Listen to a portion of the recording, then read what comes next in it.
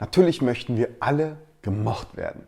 Wir möchten akzeptiert werden. Wir möchten zugehören. Wir wollen allen Menschen eigentlich um uns herum zeigen, was wir drauf haben. Was wir dabei aber falsch machen, ist, jede Anfrage mit Ja zu beantworten. Das setzt uns nur unter unnötigem Druck. Es stellt sich also die Frage, warum ist es so schwierig, Nein zu sagen? Ich gebe euch heute 4 Ratschläge, wie ihr leichter Nein sagen könnt und dadurch mehr und mehr den Fokus auf euch selbst setzen könnt. Wenn ihr es nämlich einmal gelernt habt, richtig zu priorisieren, an den richtigen Stellen Nein zu sagen, werdet ihr merken, wie viel mehr ihr aus eurem eigenen Potenzial und aus eurem Leben rausholen könnt. Legen wir los. Vorweg erstmal, warum müssen wir lernen, Nein zu sagen? Prinzipiell, du kannst nicht alles gleichzeitig haben. Klingt zwar logisch, wir haben aber trotzdem unsere Struggles und Schwierigkeiten dabei, das umzusetzen. Wir reden zum Beispiel alle von einer Work-Life-Balance. Und obwohl wir das erreichen wollen, ein Gleichgewicht zwischen unserem Arbeits- und unserem alltäglichen privaten Leben, scheuen wir nicht, uns andauernd neue Punkte auf die To-Do-List zu setzen. Mehr Sport zu machen, mehr zu lesen, mehr Freunde treffen, ins Café gehen, ins Restaurant gehen, meditieren, meine Ernährung ändern, mit dem Hund Gassi gehen. Die Liste hat irgendwie kein Ende. Deine Liste wird immer und immer länger. Und trotzdem, ein Problem hast du immer noch nicht aus der Welt geschafft. Und zwar den wichtigsten Sachen in deinem Leben den richtigen Stellenwert zu geben. Damit du das Gleichgewicht zwischen Work und Life beibehalten kannst, musst du lernen, Nein zu sagen. Also mein Ratschlag Nummer 1. Mache dir deine eigenen Ziele und Prioritäten klar. Wenn du nämlich ganz genau weißt, warum du zielstrebig Nein sagen möchtest, dann lernst du auch, es höflich zu formulieren. Es ist kein ignorantes, unhöfliches Nein, sondern du hast deinen Grund. Es tut mir leid, ich kann dem nicht zustimmen, weil ich habe ja mein kräftiges Warum. Deswegen sage ich Nein.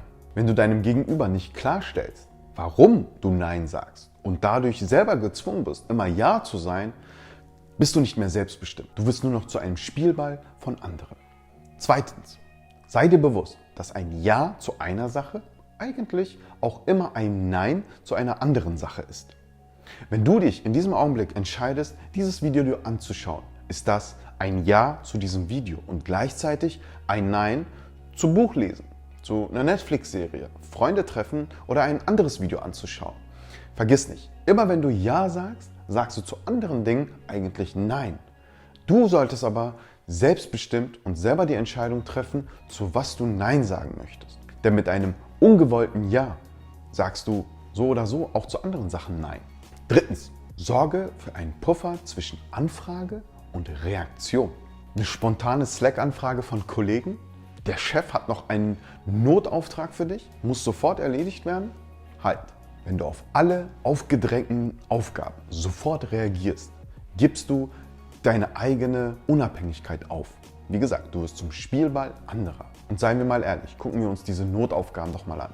Sie sind eigentlich gar nicht so dringend. Die richtige Bewertung, ob eine Sache tatsächlich dringend ist, verschafft dir einen Puffer zwischen der Anfrage und der Reaktion. Du hast Zeit, kurz innezuhalten, dich auf deine Ruheinsel zurückzuziehen und die Sache klarer zu bewerten. Ein ganz einfaches, vielleicht temporäres Nein verschafft dir die Klarheit über die Situation.